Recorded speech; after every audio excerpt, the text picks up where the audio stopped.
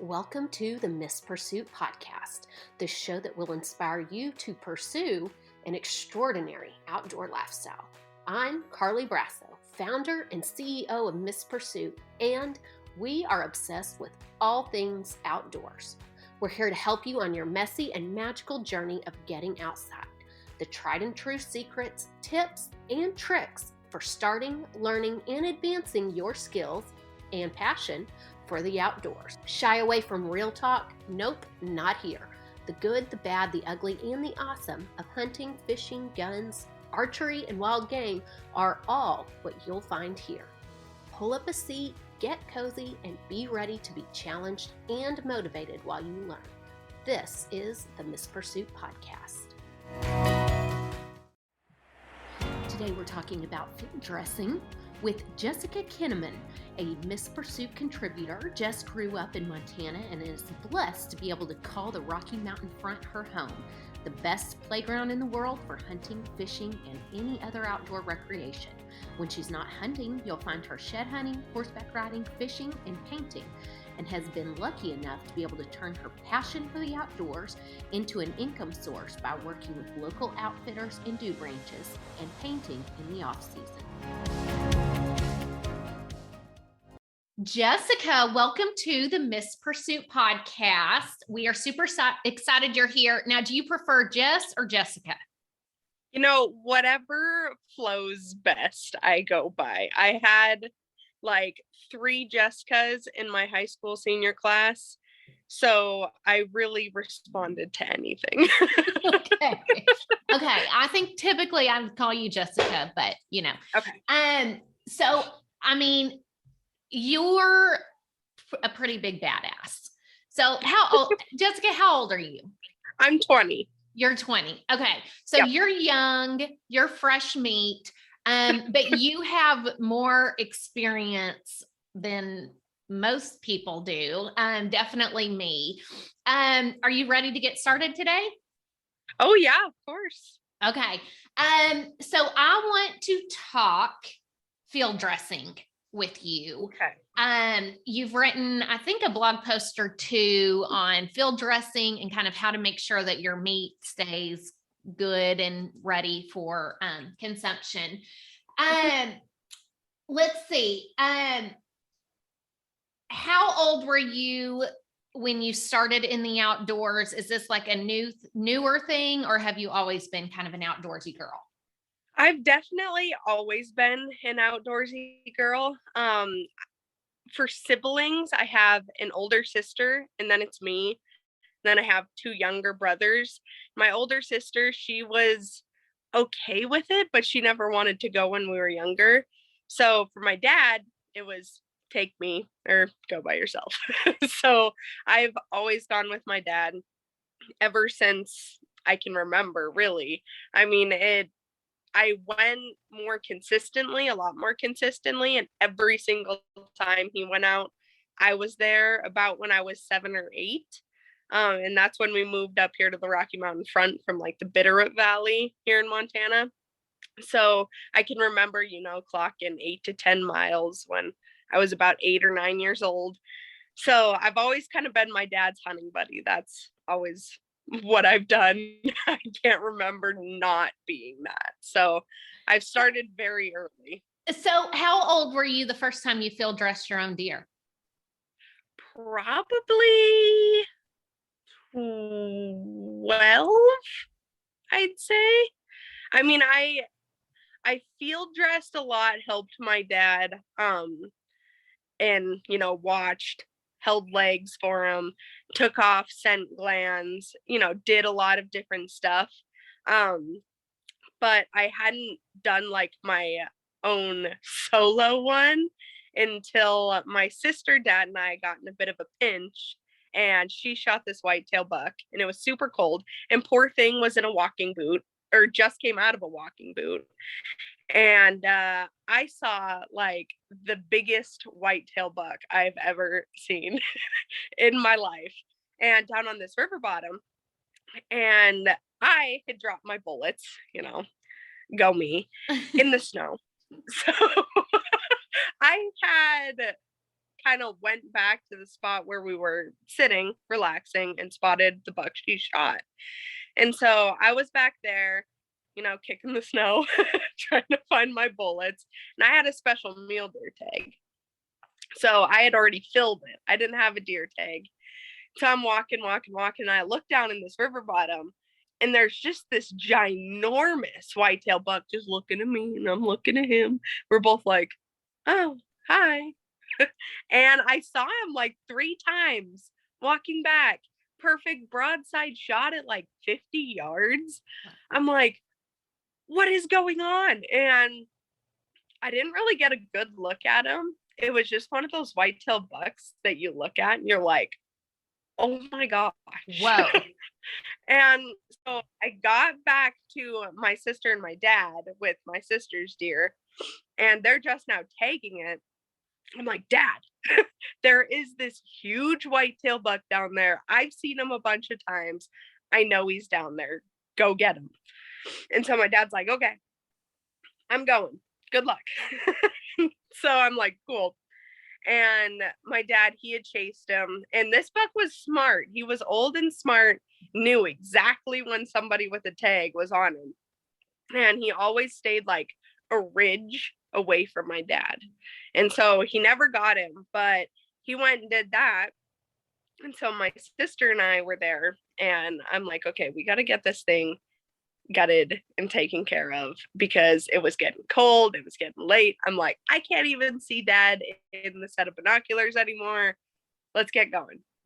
And so it was a bit of a mess.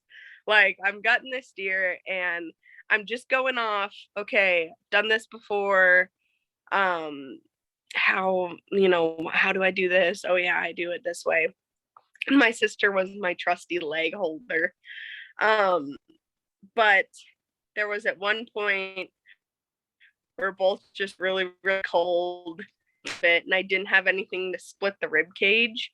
I was fairly used to doing it that way, but it was my first time doing it like by myself. So you had to be like shoulder deep in this deer, trying to disconnect everything and not like disconnect your hand from your arm. So I'm doing that, but she was holding the legs back for me while I was getting like the pelvis split and stuff. And I told her, as I'm like cutting hair with my Havalon knife, don't put your leg right there. Move your leg. Don't put your leg right there. That's like in the zone. She's like, okay. She moves her leg. And then it goes back. And I slip, and my Avalon blade goes like 2 inches into her thigh. Oh my gosh, like, Jessica. I know. And I'm like, Ivy. And Ivy's like, Jessie. And she just starts crying. The poor thing hurt. She's cold. And so I'm like, okay, somehow it's not bleeding or anything like that. And she's like, Jess, it doesn't hurt. Let's just get this done. So we got it done. My dad came back. We dragged it back to the pickup, and she got all doctored up and everything. But it's one of those experiences, though it was my first, it stuck. I'm like, no one's putting their legs in any fire zone, guys. See, I've always been the leg holder. That's always been my job. So Will made me, I had watched him get a few deers, field dress them. Then finally I was like, I think we both were like, okay, like I need to do it at least once. Yeah. And it took me freaking like an hour. I have no idea, but I was like slow. I'm like trying to hold the legs open, blah, blah, blah. And then pretty much every time after that, he's like, let me do this. Let me do this. He's like, I can get this done in 10 minutes, instead of an hour for me. Right. Yeah. Everybody knocks the leg holder, but last year, Keegan, my boyfriend, he got his mule deer, and we were really close to a road, but the road we were parked on was like 5 miles the other direction through a bunch of like coulees and nasties. And so he got his buck down. We took pictures and everything. And I'm like, okay, what if we do this? Because the road's like 150 yards that way off this field where he shot his deer. I'm like, why don't you truck it back to the pickup and then just drive up this road? Like, you got on X, we'll drop a pin. Let's just go right here. And so he's like, okay, cool. He goes back, he gets it. But I field dressed that deer all by myself without anybody holding any legs. And oh my gosh, like, it was dark. I had nobody to hold a flashlight. I'm cold. I'm like, this is dumb. So I don't take my leg holders for granted anymore. It's a very important job. It is. Okay, so let's start here. What is the very first thing you do when you kill an animal? Like, I'm not saying like how big his rack is and all of that. Clearly, like, we want our pictures, but how are you thinking about caring for the meat? So you've taken the animal, you've killed him. Now what? Like, what's your first thing, almost even before you start field dressing? So for all my game warden friends out there, first thing I do is punch my tag and attach it to the animal. Very first thing. Before I take pictures, before I do any of that, I try to make sure that my tag is punched on the animal. Just because they really stress that in Hunter's Ed. And I'm not one to want a ticket, and I'm unlucky. I'll get a ticket if I do something wrong. So that's what I do first. And then second, I get a pair of gloves and a set aside knife for my scent gland knife. This knife I'm not going to use on any meat whatsoever, or on anything that I'm going to be near meat. This knife is solely for my scent gland removal. So I'll remove the scent glands with those gloves and that knife, and then I take off those gloves and I put away that knife.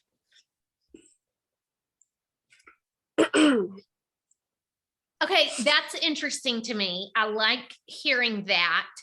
Okay, sometimes I feel like I ask dumb questions, but, and people who say there are no dumb questions, that's a load of shit. I mean, really, I'm always, like the kid in class that asks a question and you're like, that's a dumb question. I mean, yes. It's like, there are dumb questions. Yep. But do you only do that if they're rutting? No, I do it on every single deer, any time of year. I just take them off. Do you have to do that, or is that just habit? You don't have to do that, but for me, it's just kind of one of those things where a buck is always going to get stuff on that. And does, even, like, especially older does, they just kind of stink and they're just gross. So I just like to take them off. Okay. On everything. Elk, deer, anything that I get, I'm like, okay, you see those nasty hunks of hair, let's get those off.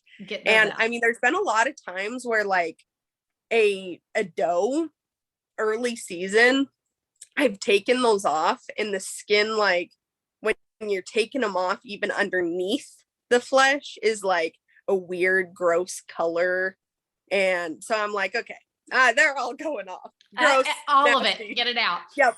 Yep. Okay. So tell me what you have in your field dressing kit. Like, do you keep kind of a little separate area of all your stuff ready to go?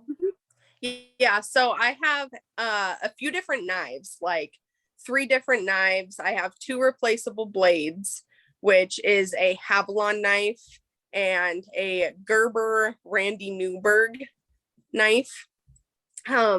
And then I have some kind of fixed blade knife. This year I'm running a Norden Outdoors Ascent knife, and they just came out and they're lightweight. They're really great. But the reason I do that is the replaceable blades. I have 2 of them, one for removing scent glands and one for everything that I'm going to be doing meat wise, breaking down that animal. The fixed blade is just in case I have to, like, break through some stuff. That's something that I know, okay, I'm not going to lose a surgical blade, break a surgical blade, because I'm really having to reef on this. So those are really my 3 biggest things. And then I have electrical tape for taping tags on, that kind of thing. And I blanked. What else do I, gloves. Yeah. Gloves. Rubber gloves. And do you always use gloves? Do you ever just field dress without gloves? So I use gloves for scent gland removal, and typically that's about it. Okay. I almost never break the rib cage, the sternum, and like slice that part of the hide, just because we like to field dress it the way we would if we were going to mount it, because then we take those hides to our taxidermist and he gives us, $25 to $50 for every deer hide. So it's kind of a nice way to utilize that extra bit of the deer. So if I wear gloves, I know that reaching in there, I'm just going to get stuff like all the way up my arms, up to my shoulders. So at that point, it's just kind of a lost cause. So do you have a hatchet or anything that you use for like the hip, is that the hip bone? But like, I'm like doing my hands to show you where, even though you and no one else can see where I'm doing my hands. But do you use a hatchet or anything? I don't. We basically break down our animals without breaking any bones or doing anything like that.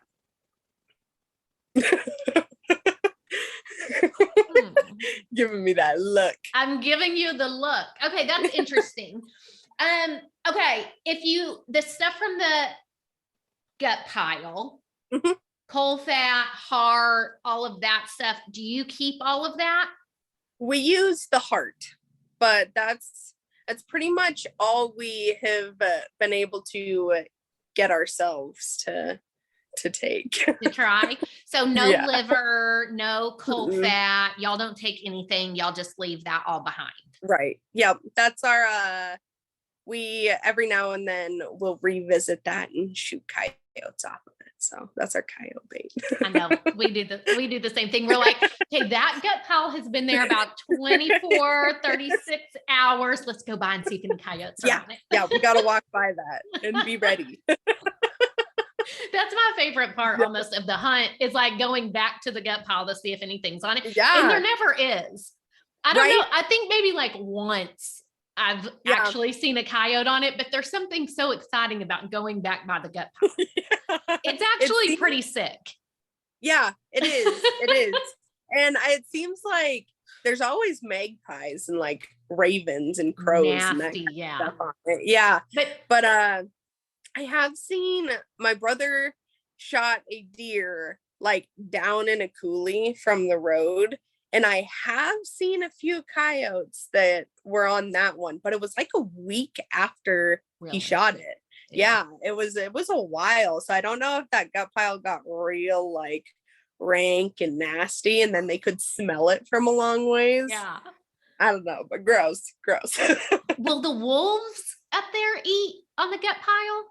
They will. They're just very careful about when they do it and how they do it. And they're just, with wolves, the biggest thing I tell people, because I have people who text me and say, hey, I want to go to Montana and hunt wolves. Like, what do I do to hunt wolves? And the first thing I say is, okay, well, I've hunted in Montana my whole life.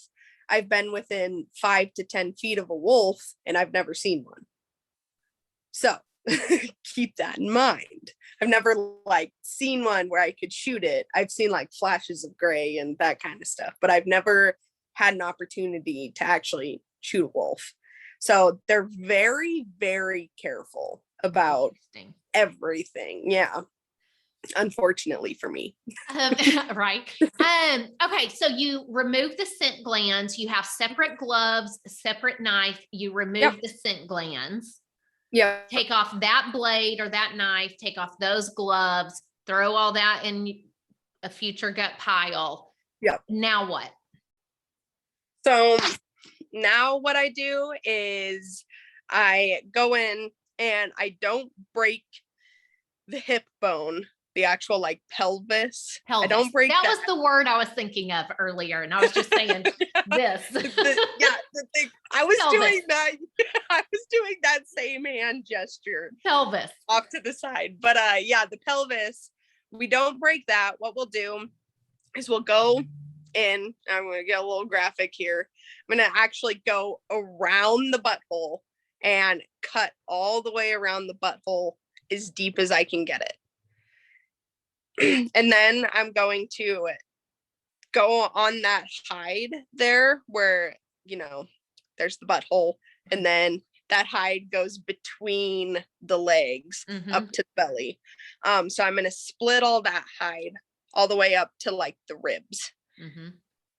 And then that's where I'm going to start with the actual gutting, is right there, right where the belly starts. Well, I'm going to remove the junk, obviously. If it's just a female, I'm just going to go around their milk sac, and that's real easy. If it's a male, I'm going to remove his stuff, and that pretty much comes off pretty easily. It just kind of like goes back, I guess. That's one where you just go in there and cut that shit off. Yeah, the tubes are real easy. You just get rid of that. Super easy. But I just start right there at where the belly like meets the pelvis. And what I'll do is I'll kind of try to nick it just a little bit so that that muscle and tissue splits. And then as soon as I get a good enough little hole right there, I'll put my 2 fingers in there, like that, 2 fingers in there. And then my blade will be in the center of them. And I'll follow that up with my fingers. That way my fingers are pushing those guts back in down, and my knife is facing up towards me. So then, you know, I can tell how deep my knife is getting. And my fingers are always deeper than my knife is. And then I just do that all the way up to the sternum. And then, because that's why, since you don't break the sternum, that's why you're having to get. Right. Because deep. I go in there and I remove like the sternum tissue stuff that separates the heart, lungs, and the guts and intestines, all that stuff. And then I reach all the way up there into the throat and then disconnect the windpipe. That is it esophagus or is the esophagus and windpipe the same thing?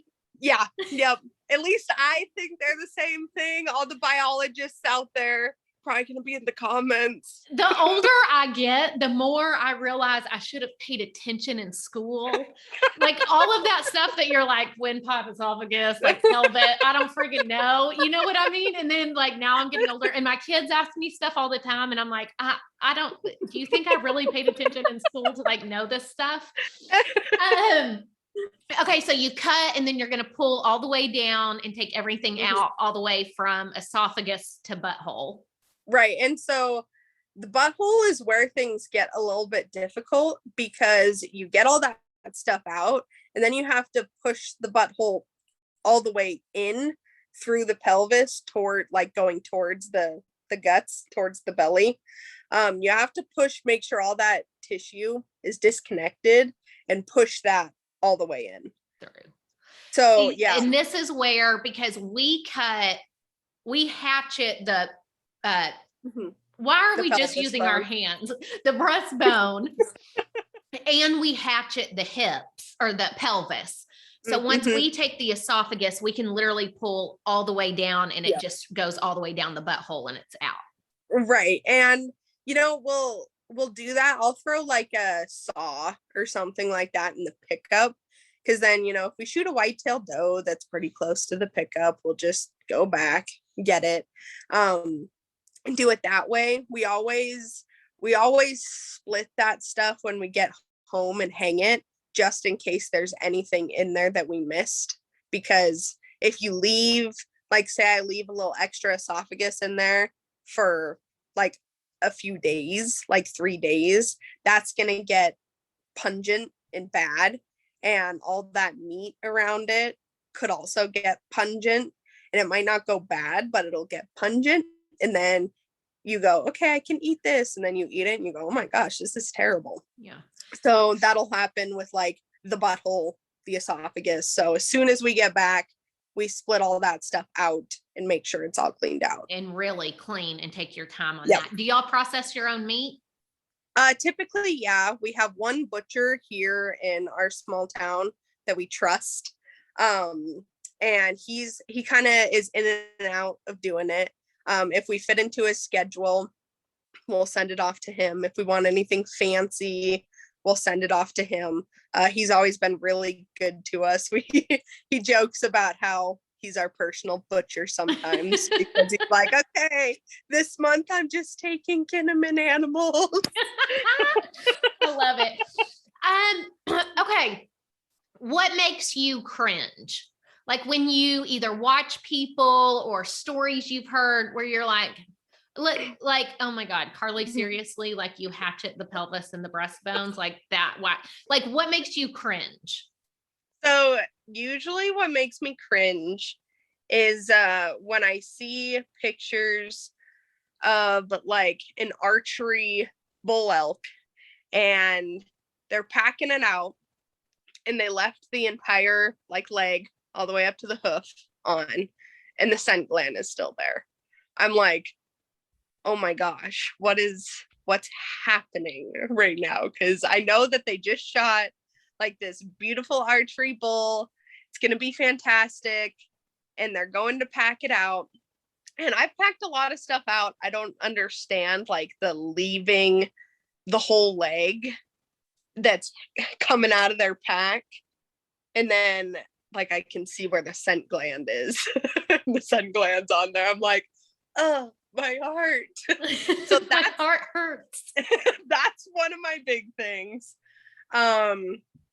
Let's see, there was another thing. Burger stories. People who butcher their own meat and tell me, oh, well, that stuff goes into burger. And I'm like, oh God, no.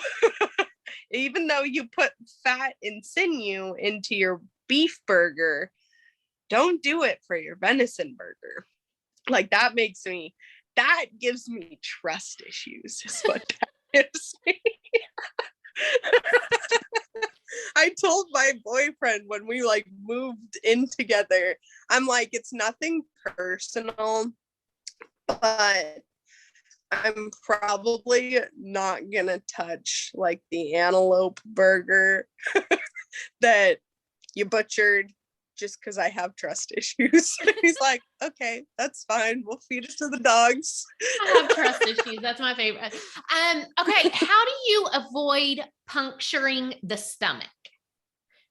So I would say that that's the biggest thing when I mentioned my fingers going like in there and pushing all that stuff down with my knuckles and then just following the very tip of my blade with my fingers. That I don't think I might have punctured a stomach once out of the many animals. And you'll never friggin' do it again, huh?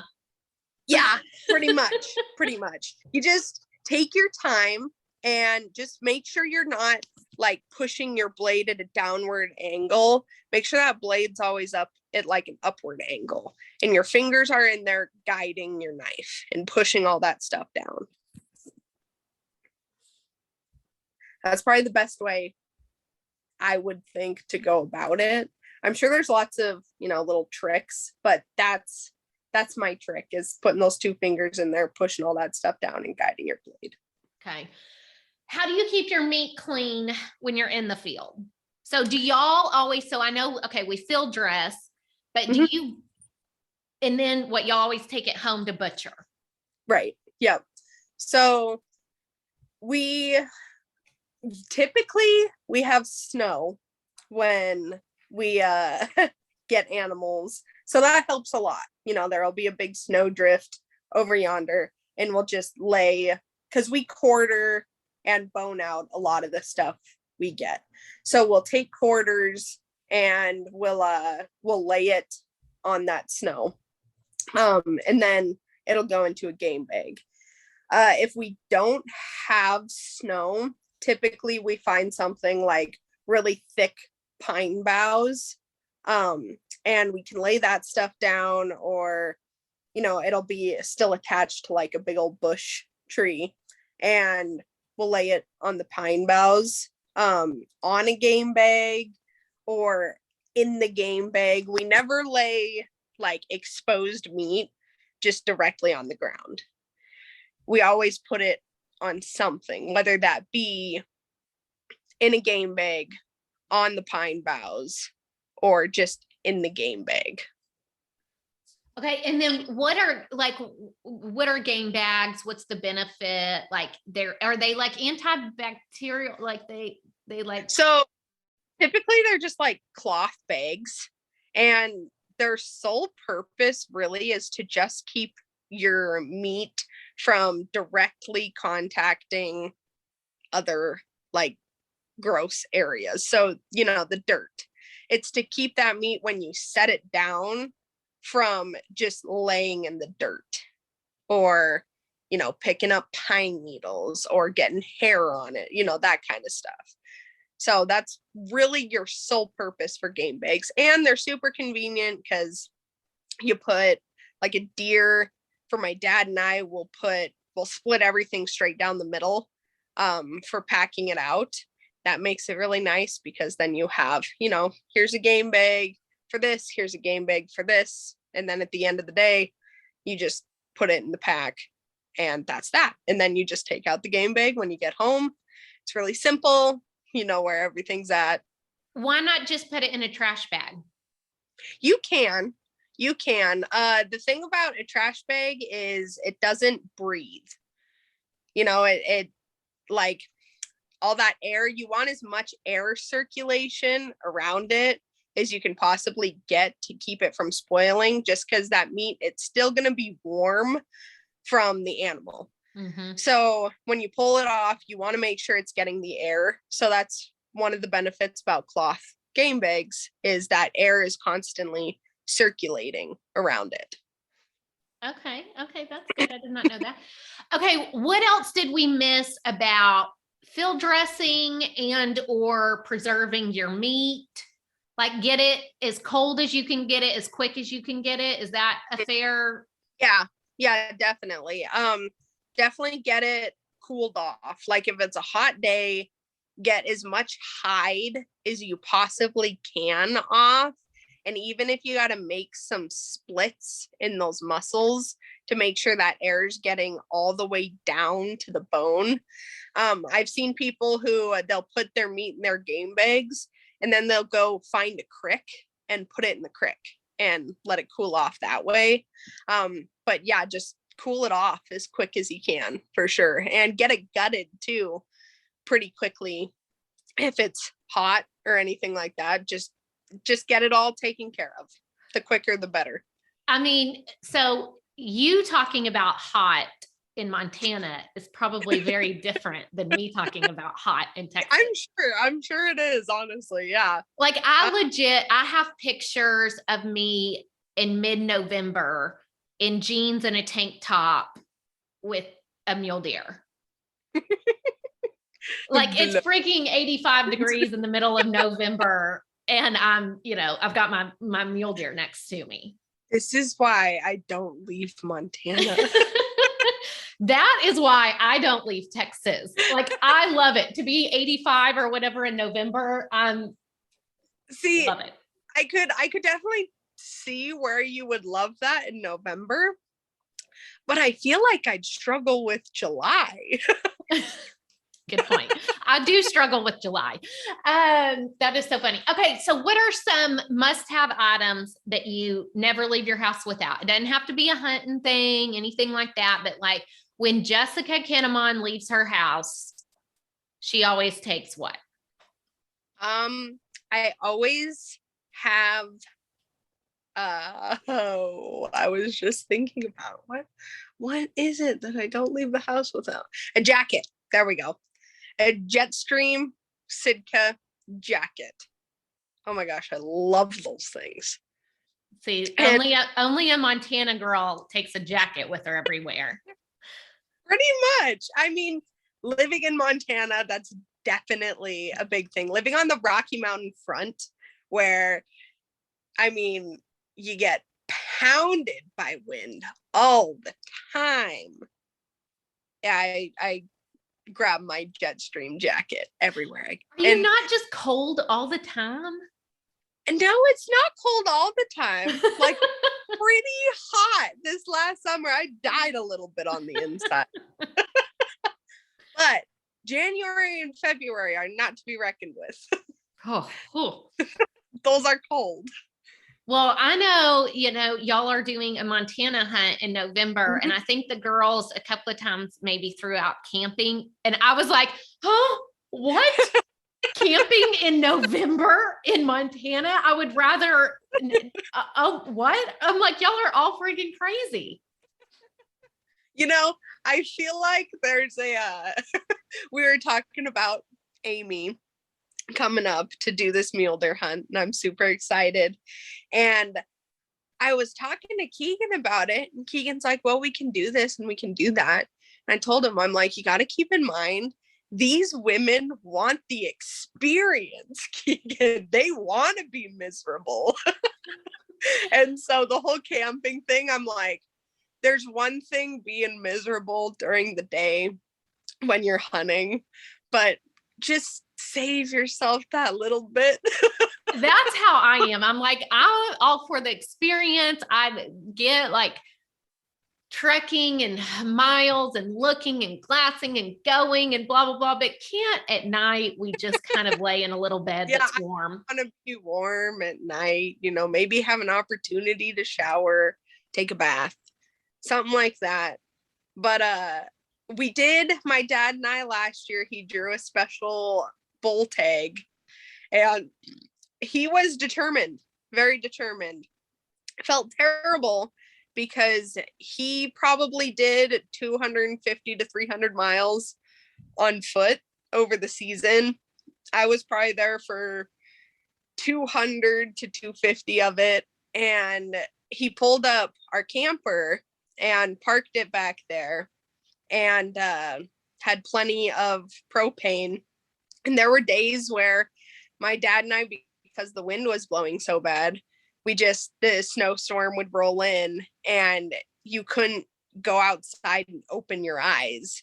And so there were a few days where we had to hunker down in the camper and just chill out and stay warm.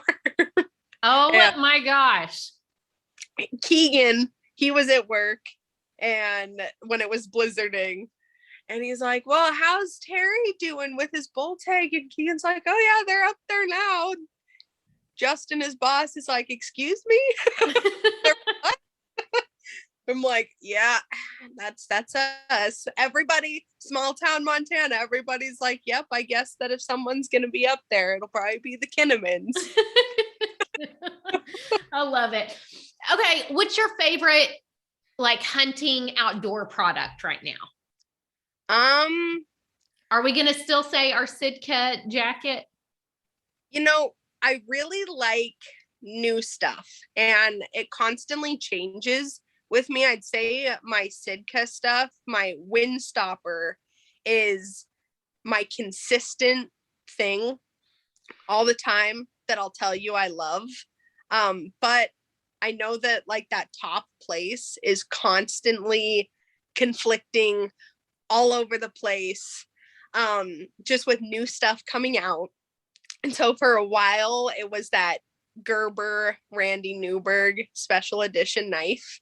That got me all excited. I went and bought one for my dad's birthday in December last year and was messing with it before I gave it to him. Like, he doesn't have to know that I got him a birthday present. I could just keep it. Keep it for myself. Yeah, I'm like, I did just buy him a new rifle for Christmas. I know he doesn't know that yet, but like, I could keep it.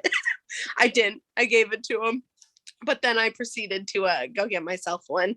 Pretty neat. I had a thing about that whole ordeal there for a couple months until I could get myself one.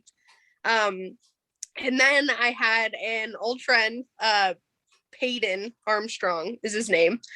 I think that's his last name. His first name. Sorry, Peyton, if you're listening to this, I'm sorry. But he messaged me about a Montana-based company that they were going to start. And I mentioned the Norton Outdoors Ascent knife. And that's been kind of one of my favorites. And I haven't gotten a chance to post about it or anything like that, just because I've been up in the mountains working all summer. But that was something I tried to have on me at all times, because I really like their knives. And they just came out with all these knives. So if you're a knife freak or into the whole knives thing, go give Norton Outdoors a checkout, because they have some really cool stuff coming out. Okay. And lightweight. Okay, so Norton Outdoors, but the Ascent knife is kind of the one that you like the most. Yep, and they have like different options. You can get like the lightweight mini, all sorts of different stuff. So go give them a check out if you're looking for a new knife. Awesome. Well, Jessica, thank you so much for coming on the Miss Pursuit podcast. You are so smart. You shared some really good tips and all of your knowledge with us. And I just love you to pieces. I love you too, Carly. Thank you. Make sure to follow Jessica on Instagram at JESS_KINAMON_ and head over to misspursuit.com and read all of our amazing blogs. Thank you for listening to the Miss Pursuit podcast. Stay outside and we'll see you next week.